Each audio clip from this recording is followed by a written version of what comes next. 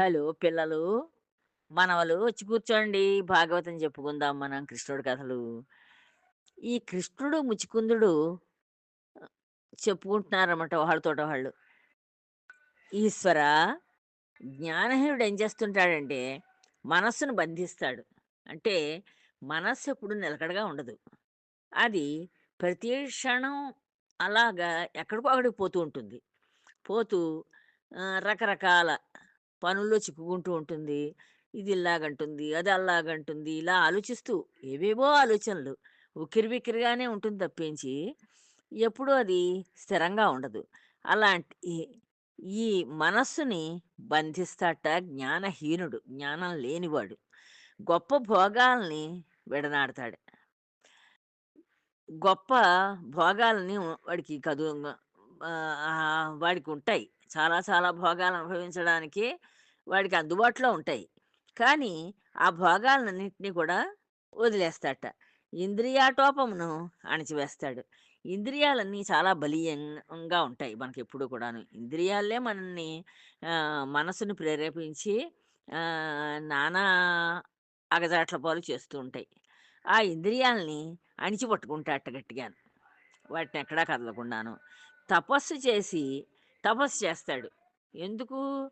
వాడికేం మంచితనం కావాలని లేపోతే భగవద్ సేవ కావాలని కాదు. ఇంద్ర పదవి కావాలని తపస్సు చేస్తాడు. ఇవన్నీ ఇలా చేసి ఇంద్ర పదవి కోసం అని గొప్ప తపస్సు చేస్తాడు.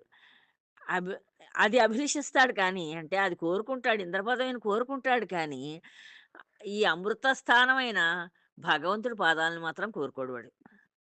ఆ ఇంద్ర పదవి ఏదో గొప్పదనుకుంటాడు. ఆ ఇంద్ర పదవిని కోరుకుంటాడు. వాళ్ళకి అది కొన్నాళ్ళే ఉంటుంది ఆ ఇంద్ర పదవి. తర్వాత వీడికంటే గొప్పవాడు ఇంకొకడొస్తాడు. వాడు మళ్ళీ దేవేంద్రుడవుతూ ఉంటాడు. అంచేత అంత చక్కగా తపస్సు చేసినప్పుడు ఆ భగవత్ సాన్నిధ్యాన్ని కోరుకున్నాడనుకో వాడు ముక్తిని పొందిపోతాడు. ఇంక వాడికి జన్మంటూ ఉండదు. కానీ వీడికి అల్లాగా కోరుకోబుద్ధి చేయదు. ఇంద్ర పదవిని కోరుకుంటాడంటే మళ్ళీ సమస్త భోగాలు కావాలి. ఇంద్ర పదవిని ఎప్పుడైతే పొందాడో అక్కడ ఐరావతం ఎక్కచ్చు. రకరకాల గుర్రాలు అవి ఎక్కచ్చు. చాలామంది చేత మన్ననలు పొందొచ్చు. అప్సరసలతోటి క్రీడించొచ్చు. ఇలా ఎన్నో కోరికలు. ఆ కోరికలను అణిచిపెట్టాడంతే. వాడేం వదిలేయలేదు. వదిలేస్తే భగవద్ సాన్నిధ్యాన్ని కోరుకునేవాడు. వాడు వదలలేదు. అవన్నీ పట్టుకు వెళ్లాడుతున్నాడు. కొంచెం ఎక్కువగా కూడా అభిలషిస్తున్నాడు. ఇంకా గొప్ప గొప్ప కోరికలన్నీ తీర్చుకోవాలి అనే కోరికతోటి ఇంద్రపదవిని కోరతాడు. ఇంత తపస్సు చేసి. అలా చెప్తున్నాడనమాట ఈ ముచికుంద మహారాజు ఈ కృష్ణుడితోటి చెప్తున్నాడు. "అచ్యుతా, నీ అనుగ్రహం ఎప్పుడు కలుగుతుందో, అప్పుడు ఈ సంసారమందు భ్ర పరిభ్రమిస్తున్న పురుషుడికి అంటే ఈ సంసారంలో చిక్కుబడి తిరుగుతూ ఉంటాడు. ఇది నా భార్య, వీళ్ళు నా పిల్లలు, ఇది నా ఇల్లు, ఇది నా ఆస్తి, ఇది నా సంపద. ఇలా ఈ సంసార లంపటంలో పడి గిరగిరగిరా తిరుగుతూ ఉంటాడు. ఆ సంసార బంధాలు వదిలిపోతాయి. అంటే భగవదనుగ్రహం ఎప్పుడైతే కలిగిందో, అప్పుడు ఇవన్నీ పోతాయి. ఆ సంసార బంధం పోవాలి అంటే, ఈ అచ్యుతుడి యొక్క అనుగ్రహం కలగాలి మనకి. భగవద్ అనుగ్రహం కలగాలి. అప్పుడు ఈ మనస్సు ఈ లంపటాల్లోంచి బయటపడిపోతుంది. సంసార నివృత్తి కలిగిందంటే, ఈ సత్పురుషుల్లో సహవ సత్పురుషులతోటి సహవాసం కలుగుతుంది. మనకి ఎప్పుడైతే సంసారాన్ని వదిలేసామో, అప్పుడు గొప్ప పురుషులు గొప్ప పురుషులని ఎవరినంటారు? డబ్బున్న వాళ్ళనరు, పదవున్న వాళ్ళననరు. వాడు భగవదేచ్ఛతోటి భగవంతుడిని కోరుకుంటూ ఆహ్, ఆ భగవన్నామాన్ని తలుచుకుంటూ, భగవంతుడి సేవ చేసుకుంటూ ఎవరైతే ఉంటారో వాళ్ళు సత్పురుషులు. వాళ్ళ సహవాసం లభిస్తుంది. సత్సంగం చేత నీ యందు భక్తి సిద్ధిస్తుంది. ఆ సత్సంగం వాళ్ళేం చేస్తారంటే, ఎంతసేపు హ్మ్. భగవంతుడి మీద భక్తిని పెంచడానికి వాళ్ళు అవే మాటలు చెప్తూ ఉంటారు. అవే వాళ్ళు చెప్పేది ఎంతసేపు ఆ కబుర్లన్నీ అవి వాటి మీదే ఉంటాయి. భగవంతుడి కథలు, భగవంతుడు చేసిన గొప్ప గొప్ప కృత్యాలు ఇవే చెప్పుకుంటూ ఉంటారు తప్పించి, ఈ బయట సంఘాల్లో జరిగే కబుర్లు చెప్పుకోరు వాళ్ళు. అంచేత ఆ సత్సంగం వల్ల భగవంతుడి మీద నీకు భక్తి కుదురుతుంది. నీ యందు నెలకొన్న భక్తి వల్ల ముక్తి చేకూరుతుంది. అప్పుడు నువ్వేమవుతావు? ముక్తుడవవుతావు. ఎంచేత నువ్వు భగవంతుడిని పట్టుకున్నావు. భగవంతుడి పాదాలు ఎప్పుడైతే పట్టుకోవాలని నీ మనస్సుకి అనిపించిందో, అప్పుడు నీవు మంచి మార్గంలోకెళ్ళిపోయినట్లే లెక్క. ఆ మంచి మార్గంలోకి వెళ్ళడం చేత నీకు ముక్తి దొరుకుతుంది. నాకు భాగవతోత్తముల సాంగత్యమునకు పూర్వమే రాజ్యపాశ నిర్మూలన జరిగింది. ఈ ముచుకుంద మహారాజు చెప్తున్నాడనమాట.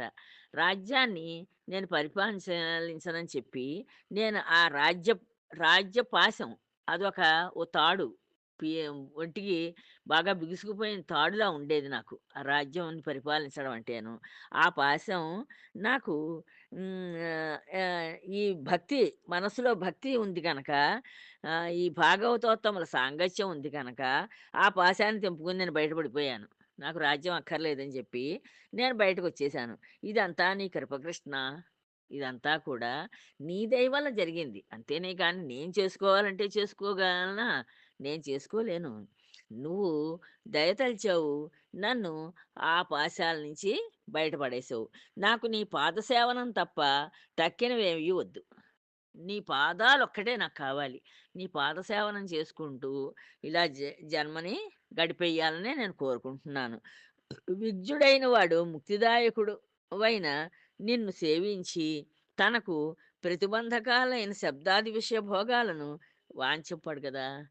ఎవరైతే ముక్తిని కోరుకుంటాడో, ఎవరైతే తెలివైనవాడో, ఆ తెలివైనవాడు ముక్తిదాయకుడవైన నిన్ను ముక్తిని కోరుకుని నువ్వు ముక్తిదాయకుడివి. ముక్తిని ప్రసాదించగలిగిన వాడివి. అంచేత నిన్ను సేవిస్తాడు. నిన్ను సేవించి తనకు ప్రతిబంధకాలైన ఆహ్, తనకి ఆహ్, ఎం అతను ముక్తి మార్గంలోకి చేరకుండా ప్ర ఎ ఎదురుపడి అతన్ని బాధించే విధానాలన్నింటిని వదిలిపెట్టి, ఈ విషయభోగాలను వదిలేసి, దేన్ని కూడా కోరుకోకుండా అతడు మంచి మార్గంలోకి ప్రవేశిస్తాడు. కాబట్టి సత్యము, రజస్సు, తమస్సు అను సత్వము, రజస్సు, తమస్సు అను త్రిగుణాల్ని అనువర్తించునట్టి ఐశ్వర్యము, శత్రుమరణము, ధర్మము ఇత్యాది విశేషములు అన్నింటినీ వదలి, నేను ఈశ్వరుడు, విజ్ఞానఘనుడు, మాయా కార్యములైన ఈ రాగాదులు లేనివాడు, త్రిగుణాలతో సంబంధం లేనివాడు, తనకు సమానుడు, తనకంటే అధికుడు, కల కలుగని వాడు, పురుషులలో ఉత్తముడు అయిన నిన్ను శరణు పొందుతాను. నేను నిన్నే శరణు పొందుతాను. ఎంచేతంటే ఈ సత్వరజస్తమో గుణాలున్నాయి. ఈ గుణాలు ఒకసారి మనం సత్వగుణంలో ఉంటాం. ఆ సత్వగుణంలో ఉన్నప్పుడు ఏం చేస్తామంటే, ఈవేళ తప్పనిసరిగా ఈ మంచి పూజ చేసుకోవాలి మనం. లేదు ఈ ఈ దేవాలయానికి వెళ్ళి అక్కడ ఆ భజనలో పాల్గొవాలి. లేదు ఈ పువ్వుల మాలలు కట్టి అవన్నీ భగవంతుడికి సమర్పించుకోవాలి. ఇలా సత్వగుణంలో ఉంటాం. అంటే అది ఉత్తమమైన గుణం అన్నమాట. మంచి మార్గం. అది ఏం చేస్తుంది కాసేపే ఉంటుంది. మళ్ళీ ఇట్టే మారిపోతుంది. మారిపోయి ఈ సత్వగుణం కాస్త రజోగుణంలోకెళ్ళిపోతుంది. రజోగుణంలోకెళ్ళిపోయి అబ్బే! ఈ ఈ పూజ చేశామనుకో మనకి ఈ డబ్బొస్తుంది. ఈ పూజ చేశామనుకో మన అమ్మాయి పెళ్ళవుతుంది. ఈ పూజ చేశామనుకో మనకి ఆస్తులొస్తాయి. ఇలా ఈ మనస్సు చాలా, చాలా మనకి శత్రువు లాంటిది. ఆ శత్రువు ఏం చేస్తూ ఉంటుందంటే ఈ సత్వగుణంలో ఉన్న మనస్సుని రజోగుణంలోకి తిప్పుతుంది. ఈ రజోగుణంలో ఉన్న మనస్సు మళ్ళీ తమో గుణంలోకి వెళ్ళిపోతుంది కాసేపటికి. వెళ్ళిపోయి ఆహ్, ఏం చేస్తాంలే ఎందుకా పూజ చేసి నిద్రపాటు చేసుకోవడం హాయిగా పడుకుందాం. శుభ్రంగా తినేద్దాం. అదిగో అక్కడ వండి పెట్టిందావిడ అవన్నీ తినేసి సుఖంగా పడుకుందాం అని చెప్పి ఎంతసేపు భోగాల్లోకెళ్ళిపోతాం మళ్ళీను. ఇలా ఈ సత్వరజస్తమో గుణాలనే ఈ త్రిగుణాల్ని ఆహ్, వాటి చుట్టూ తిరుగుతూ ఉంటుంది. వాటి చుట్టూ తిరుగుతూ ఐశ్వర్యము, శ శత్రు మరణము, శత్రువులందరూ చచ్చిపోవాలని కోరుకుంటాం. ఐశ్వర్యం కావాలని కోరుకుంటాం. ధర్మము ఇత్యాది విశేషములన్నింటినీ ధర్మం, ఈ ధర్మము ఇలాంటి ఈ విశేషాలన్నింటినీ వదిలేసి వదలి నేను ఈశ్వరుడు, విజ్ఞానఘనుడు, మాయా కార్యములైన రాగాదులు లేనివాడు, త్రిగుణాలతో సంబంధం లేనివాడు, తనకు సమానుడు, తనకంటే అధికుడు లేనివాడు, పురుషులలో ఉత్తముడు అయిన నిన్ను శరణు పొందుతాను. అవన్నీ వదిలేస్తాను. నిన్నే శరణు పొందుతాను. బహుకాలం ప్రారబ్ధ కర్మ ఫలం అనుభవిస్తూ ఇంత క్రితం ఎప్పుడో చేశాను పాపాలు బోలెడు. అది ప్రారబ్ధం. అంటే క్రితం జన్మల్లో 7, 7 జన్మల నుంచి వస్తూ ఉంటాయి మనకు పాపాలన్నీ. మన అవి మాత్రం మనకి పోవు. బ్యాంక్ బ్యాలెన్స్ అనమాట అదంతాను. మనం ఈ బ్యాంక్‌కెళ్ళి మనం తెచ్చుకొని చక్కగా హాయిగా అనుభవిస్తూ ఉంటాం డబ్బుల్ని. అలాగే ఈ 7, 7 జన్మల నుంచి తెచ్చుకుంటున్నామే ఈ పాప కర్మ, ఆ ప్రారబ్ధ కర్మను కూడా అనుభవించి తీరాలి. అలా ఈ ప్రారబ్ధ కర్మఫలం అనుభవిస్తూ దుఃఖితుడనై ఇంకా పూర్వజన్మ వాసనలచే సంతానాన్ని పొందుతూ ఆశ వదలక శత్రువులైన ఈ ఏమిటేమిటంటే శత్రువులు బయట నుంచి ఎక్కడి నుంచి రారు. మనలోనే ఉన్నారు శత్రువులు. అవేమిటంటే కన్ను. ఈ కన్ను చూస్తుంది. ఒక అందమైన వస్తువు ఏదో చూస్తుంది. అది ఎల్లాగోలాగ వాడిని చితక్కొట్టి ఆ వస్తువు మనం తెచ్చుకుని అనుభవించాలి. అదో పిచ్చి కోరిక. లేదు, అందమైన ఇల్లు చూస్తుంది. వాడు కాదన్నా సరే, అమ్మనన్నా సరే, నాకు బలం ఉంది కదా! నాకు బలగం ఉంది కదా! నా వెనకాల నన్ను ప్రోత్సహించేవాళ్ళున్నారు కదా! నాకు అండగాను. అంచేత మనం అందరం కలిసి ఎల్లాగోలాగా వాడిని చితక్కొట్టి, వాడి ఆ అందమైన ఇల్లు మనం తీసేసుకొని మనం అనుభవించాలి. ఇలాంటి పిచ్చి పిచ్చి కోరికలన్నీనన్నమాట. ఇలాగా రకరకాలుగా ఆహ్, ఈ కోరికలన్నీ తిరుగుతూ ఉంటాయి. ఆహ్, కు ఆహ్, ఈ కన్ను అలాంటి కోరికలన్నీ చెప్తూ ఉంటుంది. ఇంకా ముక్కు ఉంటుంది. ఈ ముక్కు ఎక్కడో సువాసన ముక్కుకు తగులుతుంది. ఆ సువాసన ద్రవ్యం మనది కాదసలు. ఆ చెట్టు మనది కాదు. ఆ చెట్టున సంపెంగ పూలున్నాయి. అవి ఎల్లాగోలాగా ఇంటి వాళ్ళు చూడకుండా అవి కోసుకు తెచ్చుకోవాలి. అలా ఈ ముక్కు ప్రోత్సహిస్తుంది. ఇంకా చెవుంది. చెవి ఎన్నో శబ్దాలు, గొప్ప గొప్ప శబ్దాలను వింటూ ఉంటుంది. వింటే ఆ శబ్దాన్ని, ఆ శబ్దంలో ఏమేమి వినిపించాయో, ఆ వినిపించిన మంచి లక్షణాలు గలవాడు మంచిని గ్రహిస్తాడు. చెడ్డ లక్షణాలు గలవాడు చెడుని గ్రహించి దాన్ని ఆ చెడుని ప్రోత్సహించుకుంటుంది. మనసు ప్రోత్సహిస్తుంది ఆ చెడు చేయడానికి. ఇంకా చర్మం ఉంటుంది. ఆ చర్మం ఏదో మెత్తని స్పర్శని చూస్తుంది. ఈ స్పర్శ చాలా బావుంది. ఇది కూడా నేను అనుభవించాలి. నాలుకుంది. ఆ నాలుక రుచికి దానికి ఏదన్నా తగిలిందంటే అది ఎదుటివాడిది, అయ్యో! అది పక్కవాడిది. వాడిది మనం తినేయకూడదు. అది రుచిగా ఉంది కదా! అని అన్నీ మనం తినేయకూడదు. నలుగురికి పంచుకు తినాలి అనే బుద్ధి పోతుంది. పోయి అదంతా మనమే ఎలాగోలాగ దొంగతనంగానైనా తినేద్దాం అని మనస్సు చెప్తుంది. ఇలా ఈ నాలుక, మనస్సు వీటన్నిటికీ యజమానురాలు మనస్సు. ఈ ఈ మనస్సు ప్రోత్సహిస్తూ ఉంటుంది వీటినన్నింటినీను. ఈ 6 జ్ఞానేంద్రియాలని జయించలేని నాకు వీటిని జయించడం చాలా కష్టం. ఎంతో వైరాగ్యం ఉంటే గాని, ఈ 6 ఇంద్రియాలని ఎవరు జయించలేరు. నాకు శాంతి ఎలా లభిస్తుంది? అని అడుగుతున్నాడు భగవంతుడిని. నాకు మనశ్శాంతి ఎలా వస్తుంది? మనస్సు పరిపరి విధాలు పోతూ ఉంటే, నాకు మనశ్శాంతి ఎలా లభిస్తుంది? అంటే ఏ ఆపన్నుడనైన నన్ను అంటే నేను చాలా ఇలా బాధలు పడుతున్నాను. ఈ రకాలుగా మా మానసిక బాధలు, శారీర బాధలు పడుతున్నాను. నన్ను మన్నించి భయరహితుడిని గావించి కాపాడుమంటూ వేడుకొన్న ముకుందుడు ఇట్లా అన్నాడు. ఓ ప్రభువా! ఓ భగవంతుడా! ఇలా ఇన్ని రకాలుగా నేను బాధలు పడుతున్నాను. అంచేత నన్ను మన్నించు. నన్ను ఈ బాధల నుంచి భయరహితుడిని చెయ్యి. నాకు భయం లేకుండా చెయ్యి తండ్రి. కాపాడు నన్ను అని చెప్పి వేడుకున్నాట. ఈ ముచుకుందుడనే మహారాజు ముకుందుడిని కృష్ణ భగవానుడిని వేడుకున్నాడు. రాజులకు అలంకారమైన వాడా! రాజులందరికీ నువ్వు అలంకారంగా ఉన్నావు. నీ బుద్ధి మంచిది. నీ బుద్ధి చాలా మంచిది. నీవు ఇతరుల కోసమై ఎలా ప్రవర్తించినప్పటికీ కోరికలను ప్రలోభం కోరికలకు ప్రలోభం చెందలేదు. నువ్వు ఈ ఈ ఇతరుల కోసం ఎన్ని రకాలుగానో అంటే ఇతర వాళ్ళని రక్షించడం